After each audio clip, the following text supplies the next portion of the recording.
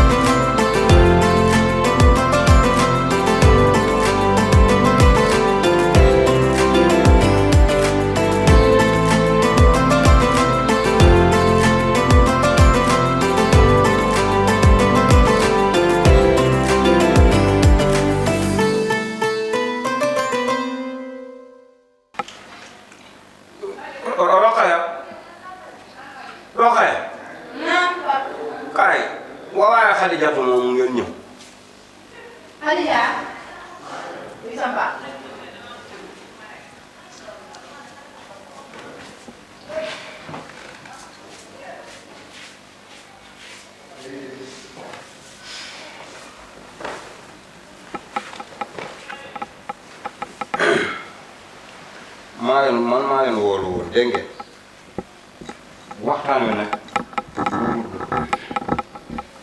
soo yoree njaboot da leen di dajale di leen fàttali seen bopp rawatina ci weeru koor yu ñu nekk muy sooru Ramadan al mubarak ji bëgg naa ngeen gën cee bàyyi xel bu baax a baax a baax a baax a baax jaamu ci yàlla ni mu ko bëggee defe ko ni ma ko bëggee ndaxte jullit day xam ne jullit la yow na kontaan naa ci yow ne ba ma la jàng loowee jàng xam nga li la war lépp te yaa ngi ci yow nag ba ma la jàng loowee dangaa lànk jàngoo jongoo xëyoo gontoo goroo yettoo yow dara waru la ci kër gi yow Xadija dara tus nekk ci kër gi rek doon na wëndën loo dugg ba ma ne déet bu subaa nga génn ci dugg ci leneen dinaa jël samay matuwaay ci yow nag ba mu mat sëkk ak barke ndaxte man doom du ma tëdde tolloo boo koo may tëdde man sarak jii dama bëgg dee ko jege la mu man mu di la ci jàngal ndax ngay xam ak jaamu yàlla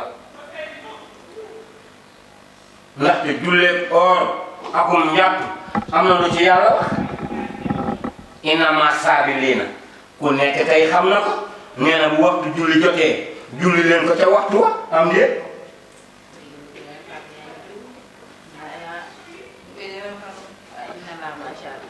Kadi buku senyap. Nala masyabrin ke aja nyimun neng ke. Nyimun. Uy. Ini man ngay xasse papa te yo xamo. Kon ke man ma xasse de lo mu ci yotam. Dama nga jël na fa. Nga na aji? Nala masyabrin aja nyimun neng ke wax. Waaw sa classe. Inna ma saabilina. Yaa ngi tax kii dañuy may kii ñuy reetaan. Saabilina waaw saabilina. Inna ma saabilina. Mu nekk ci li ma. Mun na après mu dellu ne inna wal mu'minuun wa nee na jullit day laayante biir ak moroomu jullitam wala du loolu. boobu yaa ngi tax may ñu kii ñu koy mu ñuy reetaan tamit. oui yooyu yëpp boogu ci wàllum njàpp ngay wax. njàpp mi farataay njàpp yaakaar naa xam ngeen ko njàpp daam fooy commencé farata ji boo jàppee ba tollu ci say tànk war nga xam ne foofu nag la farataay njàpp tàmbalee. subhanallah. bul di wax faratay njàpp yéene ngay def ba pare anniyat yéene ci sa xol bala ngaa jàpp mooy anniyat maa ngi yéene ci sama xol soo ko jàpp. anniyat. papa yow booy dem jumaa foofu ngay jàppee. anniyat la. ah papa. yaa ngi koy fàtte dama ko gëj a nafar nag. anniyatu ji. booy dem jumaa foofu ngay jàppee. ci jumaa ba. ci kër gi. ah waaw ci kër gi nga mën a jàppee kay. loolu loo ci jógee. man de jox bi naa. yow man li may xas yëpp rek dama maal tane papa. Alicia. noppi da nga si man la wax sama bopp. man la wax. xam nga moom chaque jour damay jéem a def lii. sa réew.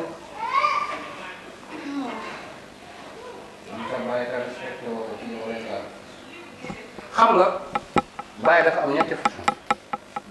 sa bàyyi ree sa bàyyi jooy ak bay rek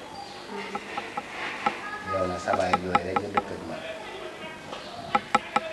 waaye du la jig de bu ma waxee ngay xaddamti ko mel ni woykat yooyu mooy ko léegi daal rox def ko ni ma la ko waxee rek dégg nga bu kii rek jubbanti dégg nga léegi loolu laa la woon naa ci waxtaan ak yéen après bu ñuy gën a dem rek ma di leen gën a jubbanti dégg nga merci nag damaa gëj a nafar yow ah dépasse waay su ma gisee nga wala paa bi moom rek ma waxoon 5 francs. baax na. da nga ko waxee xeeb moo ko sax de amul benn problème da ngaa bëgg ma toggalee ngeen doog. nga toggal ñu. amul benn problème ok de benn problème. Alisa yow man yow lan nga gis ci sama visage bii rek ba li ma kër kële. papa nag boo ma joxee dépense 5 000 du ma ci kontaan. papa am na sama mën naa ne nafar yi wala. déet waxtaanal ma xam naa man moom fa may mujjee ak yow. waaw man. yow rakk yow est-ce que yow nit nga yow de quel droit tu as ba sam papa di wax ak man nga naan yow da ngay intervenir bu ma xoolee sëggal na njëkk tey na mujj tey sam papa di nga naan da ngay intervenir wala yow danga ma fàtte dama lay dóor ba pan sa kaw bu dee danga ma fàtte nag mën naa la woon léegi sama disaay loxo naa gisaat pa bi ñëw toog di wax nga naan da ngay am loo may wax quoi que ce soit sauf réew.